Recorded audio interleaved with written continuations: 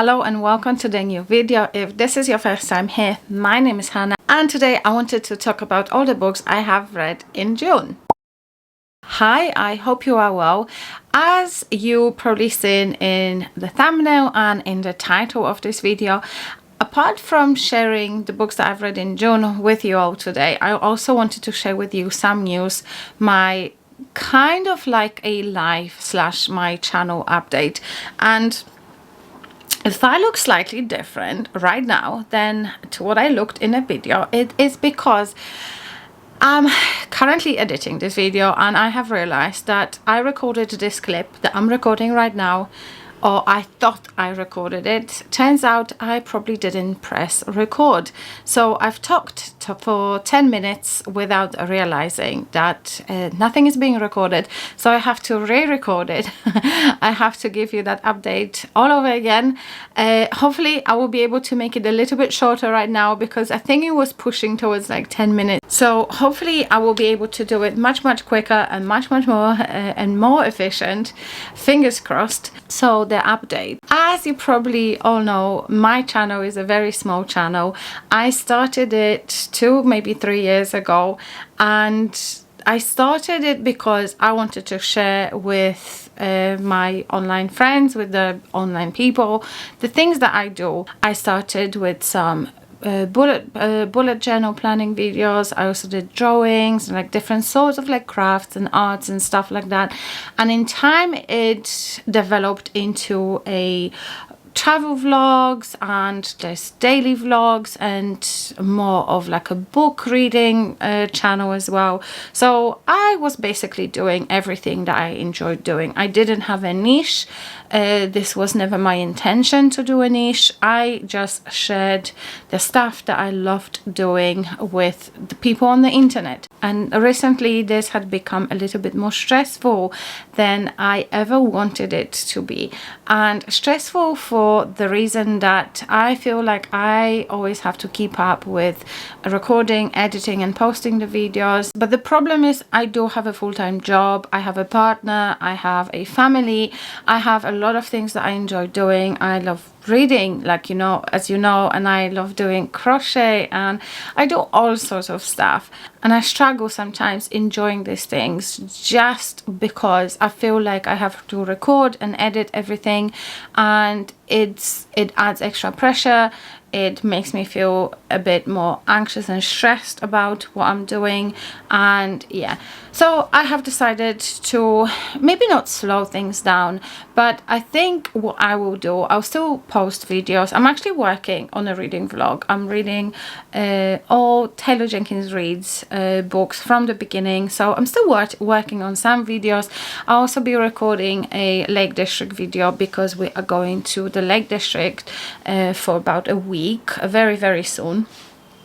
And so I still want to do these things, but I don't want to give myself a pressure of a schedule, a pressure of having to post 1 or 2 videos every single week. This is not why I wanted to start YouTube in the first place. I just wanted to share and maybe hopefully find new online friends, which I think I've done. This is what I ever wanted from this channel. And this morning even thinking that I will be away next week and not having posted for the past couple of weeks and not having anything prepared for the next couple of weeks, it made me feel very stressed, and this is not what I want to be. The last thing I want to be is stressed about this channel. So I think for now, I can't say that it's not going to change in the future, but for now, I think I'm just going to relax and just take it easy. I'm not a booktuber. This had never been my full-time job like other people have it, you know, as a full-time job. For me, this is something that I do on the side, something, you know, I like reading books and I like sharing stuff about books, but I feel like sometimes I also get pressure for the amount of books that I have read or a specific content that maybe is popular. One of these things is the media freakout tag, which I was going to do, but I felt like I have to do it because, you know, my channel, I talk about books and I feel like I had to do it. And Honestly, I don't know if I want to, so I am going to take it easy. And yeah, I'll probably, like I said, I'll still be recording videos, I'll still be posting videos, but I don't think I will have a schedule. I don't think I will be doing a specific videos for a specific time of the year. I kind of just want to chill and take it easy and, just enjoy YouTube in general. Yeah, so that was the big live channel update. I don't know if it's big to you guys, but it's definitely big for me. Some of you might be aware that back in the day I had a bullet journal account on Instagram, and I loved doing that, but I loved it to the point when I started to feel stressed about it and pressure about taking photos, coming up with new themes, and providing content, and the enjoyment stopped, and this pressure stopped me from enjoying what I was doing. And I decided to take a big step, and I have deleted that Instagram account, and it felt like such a relief. So hopefully this will also be a relief, a part of a stress taken away. I'm not deleting my channel, I'm not deleting my videos, I'm still gonna be here, I'll still be watching videos, but I think maybe I just need to chill for a bit. I have nothing to lose. I don't earn money from YouTube. Like I said, I'm a small channel, so I'm really not losing anything. And yeah, I don't want to be stressed, basically. And on that note, let's have a look at all the books that I have read in June and some fun stats from the Storygraph as well. So I'm going to scoot to the side a little bit, leave this space for a copy space, as you might say. So in a month of June, I have read 12 books, just over 1,600 pages, and listened to over 100 hours of audio. On average, it took me 6 days to finish a book, and the moods that I've read the most were dark, tense, and mysterious. Then we have our top genres, and a very usual side for you. We have thriller, we have sci-fi, we have horror. We also have mystery and literary this month. The format of the books that I have read was 25% of my books in print, 8% digital, and 67% audiobooks, which is always the highest number because I listen to a lot of audiobooks. So the average rating for the books that I have read is just over 4 stars. Which is strange, but whatever. I had 1 2-star book, 2 3-star books, 4 4-star books, and 5 5-star books. I had a great reading month. Let's have a look at all the books that I've managed to read in June. I am not going to go into the synopsi of the books because you can easily find it online. I think on my side, I would just tell you my feelings about the books, how I rated the book, and do I think you should read it? So let's start with the first audiobook that I listened to from Libby, and that was The September House by Carissa Orlando. I rated that book 5 stars. I think it was one of my favorite haunted houses books. There was some good body horror in there as well, good hauntings, a lot of even visual and audio scenes if you that kind of person that imagines stuff like that. I really enjoyed it. I hope they will make it into a movie. The next audiobook that I listened to was Whiteout by Iris Burnett. I think this is fairly new book as well, and it had generally, I think it had mixed ratings. I actually really enjoyed this book. I rated it 4 stars. It was following a character that is stranded in Antarctica, and we follow the journey of trying to survive, trying to save the life, and obviously they have to fight the elements and snow, cold, and all that. And there's also a very good plot twist at the end as well. And for me, this book was great. It was full of tension, full of suspense, and I would like to see a movie like this. This is actually one of my favorite tropes in books, when the character has to fight for their life and survive in a very wintry and cold environment. Then I have read or listened to The Warm Hands of Ghosts by Catherine Arden, and I rated this book 5 stars. This was an amazing book. I actually recommended this book to my mom. If you're looking for a Polish version of this book, the title of this book is Przekleństwo Zapomnienia by Catherine Arden. You can get it in Empik. I found it in Empik online. Definitely read that book. It was an amazing book set during the First World War, and we follow a story of a brother and a sister. The sister is a nurse, the brother is a soldier, and the sister gets injured and she is being sent back to Canada. And while she's in Canada, she gets into this like a paranormal seance, and the ghost that comes through during that seance tells her about her brother, and she also receives a package from the front with her brother's things and both of the dog tags, which she thinks is unusual because normally you just get one dog tag and the other dog tag will go to the army. So she suspects her brother is still alive, and she goes back to Belgium to the front to try and locate her brother.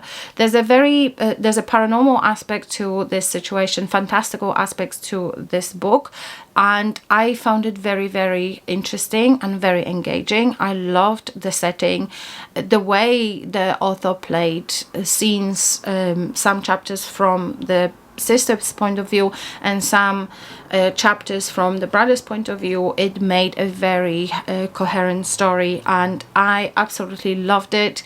It was a book that brought me to tears towards the end, and I highly recommend it. Then the next book I have read was The Mysterious Case of the Alperton Angels by Janice Hallett, and I've read this one for my Self-Destructing Books vlog video, and if you've watched that, you know what I thought about this book. It was a surprise. I still enjoyed it. I rated it 4 stars. I have never read a book like this when it's pretty much just mixed media, sets of interviews, transcripts, messages, emails. I did like it. I did enjoy it. Maybe you should read it if you like books set in this format. And then I read Michael Crichton, A State of Fear, and I am slowly becoming a big fan of Michael Crichton. I know the man passed away a long time ago, and it's a shame that we are not going to get any more novels from him apart from what we have. And I think his books are so fast-paced, so engaging. This one was actually set around the subject of global warming, and this was like a thriller. This was a very fast-paced thriller book, suspense book, where you can imagine you have the bad guys and the good guys, and they're kind of in sort of a conflict. It was a long book. It was over 700 pages, at least the book that I had, but I really enjoyed it. I rated this book 4 stars, and I'm slowly growing my collection of Michael Crichton's book, and I'm going to read every single one of them. And the next book that I have read/listened to was Paradise 1 by David Wellington, and unfortunately I was a little bit disappointed by this book. I only rated it 3 stars. I was expecting this very tense sci-fi horror, maybe a little bit of a alien-esque vibe, but apart from few very tense moments, there wasn't that much of a horror per se. It started good, it started tense, it started exciting, but after a while it kind of became a little bit repetitive and boring, to be honest. Ending especially was so dragged out, and I could not wait to finish this book. And I think there's 3 books in a series, or 2 published, and the 3rd one is coming out in some time, but I will not be continuing with the series. And for me, if I was to recommend this book, I would say maybe if your expectations are low and you don't expect anything alien. And then, surprise, surprise, the person that always says she doesn't enjoy Stephen King. I've read Cujo by Stephen King, and I rated it 5 stars. I actually love this book. This was such a good book. I have noticed recently, paying a bit more attention to how the book is structured and a bit more attention to the writing style. I've come to a conclusion, which I heard people talk about this, but I never did realize that myself, that Stephen King is a very good character writer. And even in Cujo, we have all these characters included in the story, and especially in the beginning, there's a lot of character described to us and introduced to us. And in the beginning, I was thinking like, why do I need to know all these people? And only when you get to the end do you realize that every single one of these people was important to the story. And as you can imagine, Cujo, the main character of the book, was, I think, the best to me, because King actually went into the head of Cujo, and we had scenes described from the dog's point of view, and I think he's done it in a very, very masterful way. I really enjoyed that. And the story of the mother and the son, the battle for the life, it was such a tense book. I absolutely freaking loved it. And you know, everything that was happening around and how all these things come together to get them into the situation that they were. Such a good book. I highly, highly recommend it. I think I've come to realize that I maybe wasn't a mature enough reader to enjoy Stephen King's writing in the past. When I tried to read his books, I was too young. Or maybe, you know, let's not forget that, like I said before, English is not my first language. And when I first started reading King, it was actually in English. And maybe I was struggling with language a little bit. Maybe I didn't understand everything as I should understand. And I don't know. So there could be quite a few factors. My maturity of the reader, understanding the language. Also, I feel like when you read a translated work, the translation does maybe not always realize everything that the author wanted to say in the original language. And I think the first book or two books that I've read, I think it was a see, I can't remember now which books I've read, but I know I definitely read one translated into Polish, and then the other ones that I was here already in the UK and I was reading them in English. And I think the struggle comes from this as well. Translation, certain things get lost in translation, my not understanding the language properly, not being a mature enough reader to understand Stephen King and not appreciate him for what he's trying to do, and maybe just expecting a very fast-paced story. So all these come together, you know, and then now I realize that actually, hold on, maybe I am a Stephen King girly. So like I said, never say never. Absolutely amazing book. Absolutely loved it, enjoyed it, highly recommend it. And also, this is the book that will tick the box for my 1981 book, because I'm still going ahead with the challenge. It would be fun to actually read these books, and yeah, very, very, very good book. Highly recommend that one. And then I have read Carrie Soto is Back by Taylor Jenkins Reid. I've rated this book 5 stars. Oh my gosh. This book's about tennis and tennis player, and I am so not into tennis. A lot of British people here, they love the Wimbledon and they love the tennis games, and I am not one of them. I always thought tennis is so boring. Like, how can you watch and sit them chuck the ball through the net, over the net for hours on end? It's not for me. But reading this book, oh my gosh, I was literally like, I want to watch a tennis match. This book really got me interested in tennis. I still haven't watched it. I think my excitement kind of like sizzled out a little bit, but when I was reading the book, I was so into it.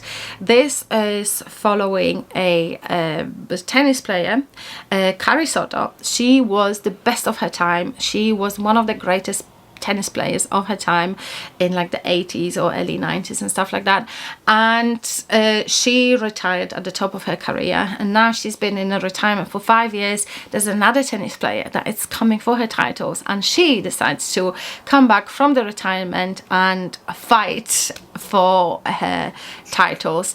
And we kind of follow this story. There's a little bit of a romantic plot involved as well. Generally, what a great book. I say Taylor Jenkins Reid, this is the author for me. I love what she does in her books, how engaging her books are, how beautiful the characters are, and I had such a great fun reading Courage Toto is Back.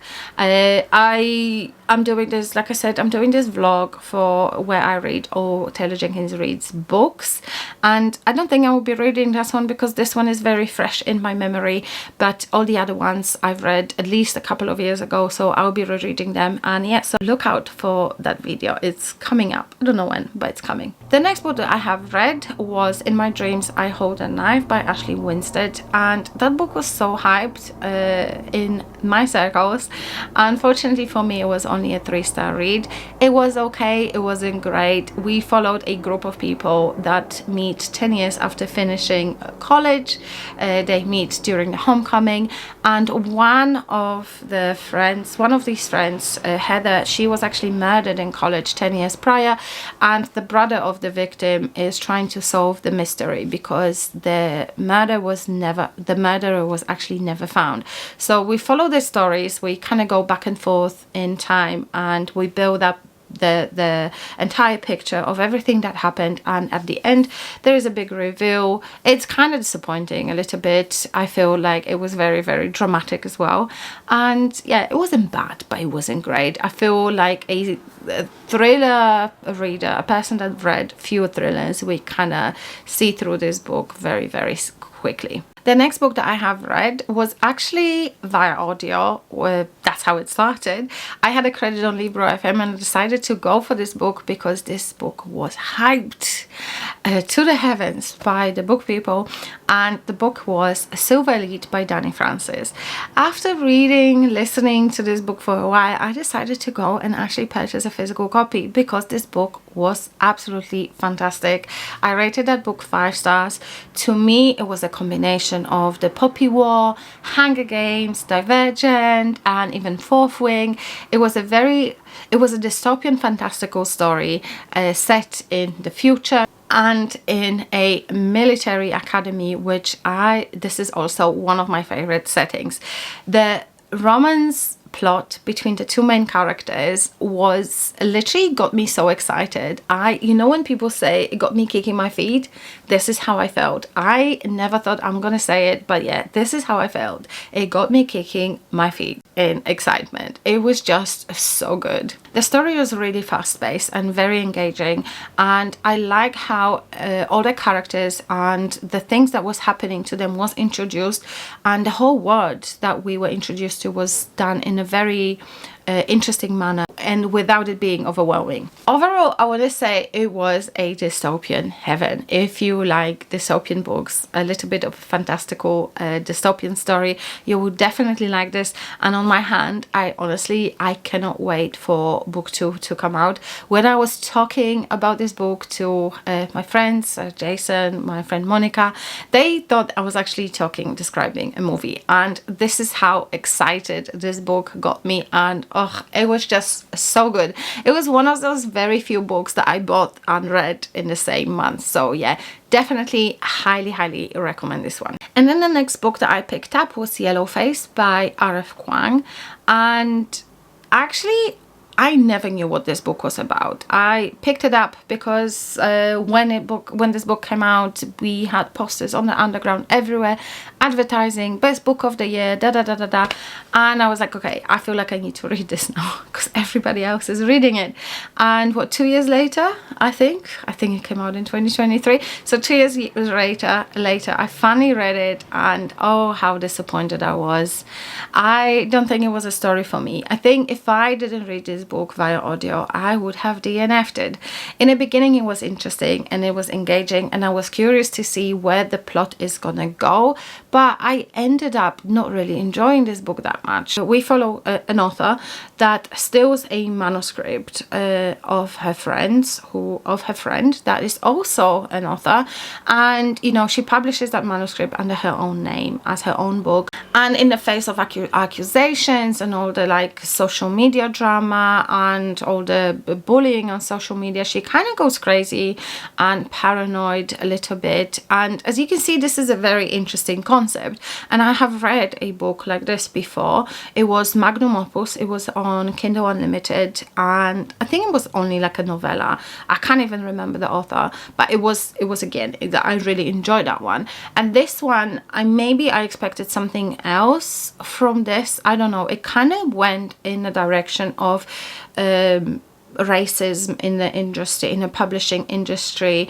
or diversity in that industry as well. And also the interesting bits that I found was how actually the publishing industry works behind the scenes, you know, stuff that we don't see as a normal book reader or book collector. But eventually this whole story became very whiny and very repetitive, and the character, you know what, I actually couldn't care less about her because she was a very unlikable character, and I actually didn't care what was going to happen to her in the end. And I think if you have a character in the book and you enjoy the book, I think it's important to have a likable character, because this, you want to have someone to root for, and in this case I didn't.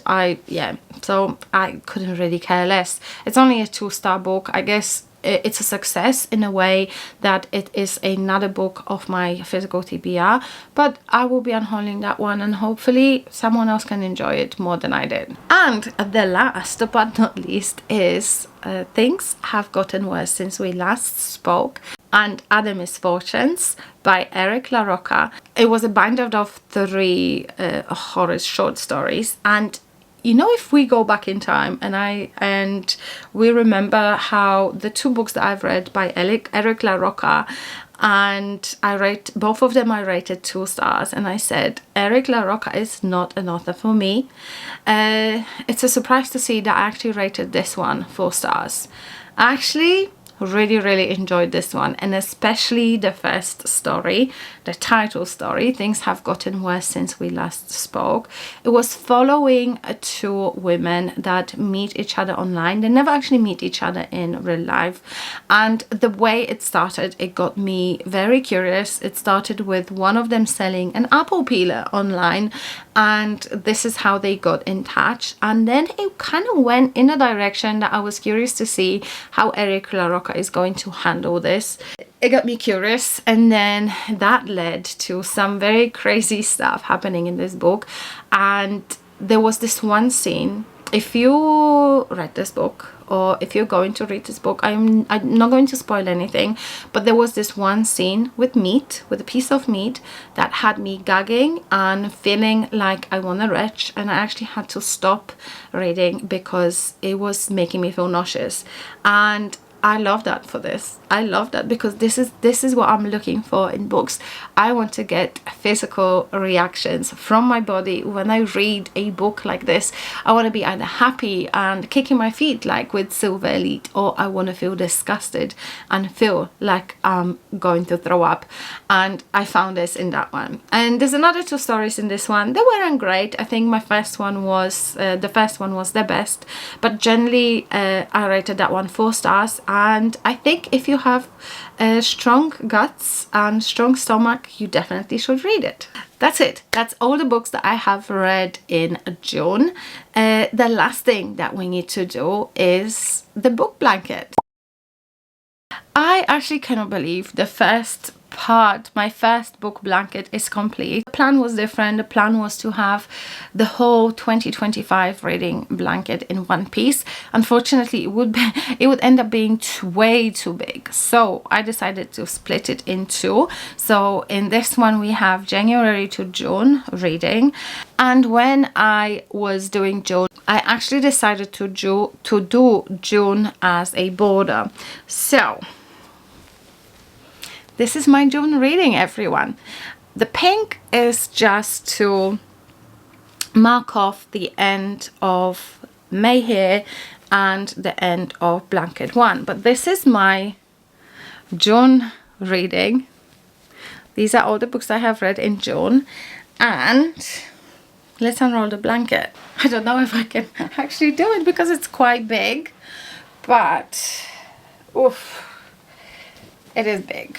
And it's beautiful. So I don't know which one is top, which one is bottom, but I'm just gonna lift it like this and you can see how long it actually is. It is massive.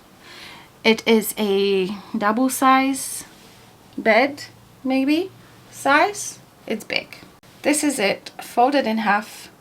Doesn't even fit in the lens. There you go. So yeah, I'm quite proud of myself. My first book blanket is completed for January to June 2025.